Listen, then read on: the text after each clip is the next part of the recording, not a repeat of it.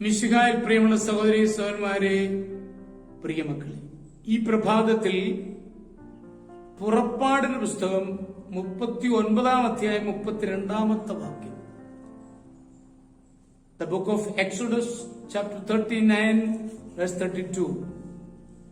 ഇങ്ങനെ സമാഗമ കൂടാരത്തിന്റെ പണികളെല്ലാം അവസാനിച്ചു.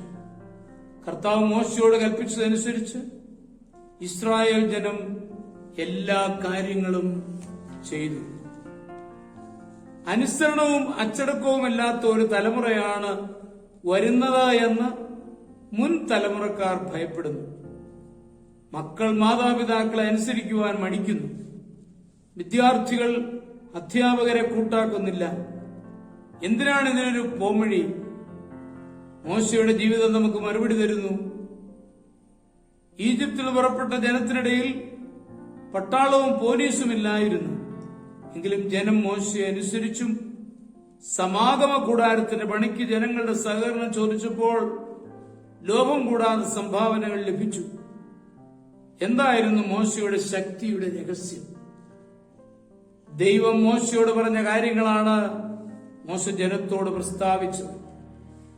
ദൈവശബ്ദം കേട്ട മോശ പറഞ്ഞ കാര്യങ്ങളെ ജനം അനുസരിച്ചു. ദൈവശബ്ദം കേൾക്കുന്നവരെ അനുസരിക്കുവാൻ ജനം മടിക്കുകയില്ല. കൂടാതെ സ്വന്തം കാര്യസാധ്യത്തിന് വേണ്ടി ആയിരുന്നില്ല മോശ സംസാരിച്ചത്.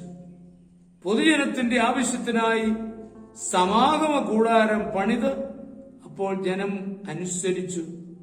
സ്വന്തം കാര്യസാധ്യമെന്ന ഉദ്ദേശമോ ലക്ഷ്യമോ കൂടാതെ ജീവിക്കുകയും പ്രവർത്തിക്കുകയും സംസാരിക്കുകയും ചെയ്യുന്നവരെ അനുസരിക്കുവാൻ ആളുകൾ തയ്യാറാകും.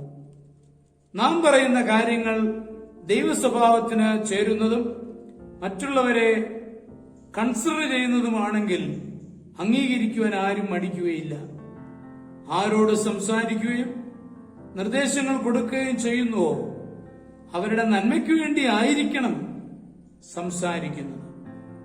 ദൈവശബ്ദം കേൾക്കുന്ന മനുഷ്യരുടെ ശബ്ദത്തിൽ ദിവ്യശക്തി ഉണ്ടായിരിക്കും.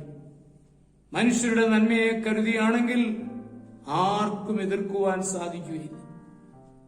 ദൈവശബ്ദം കേൾക്കുന്നവരെ അനുസരിക്കുവാൻ ജനം ഒരിക്കലും മടിക്കുകയില്ല.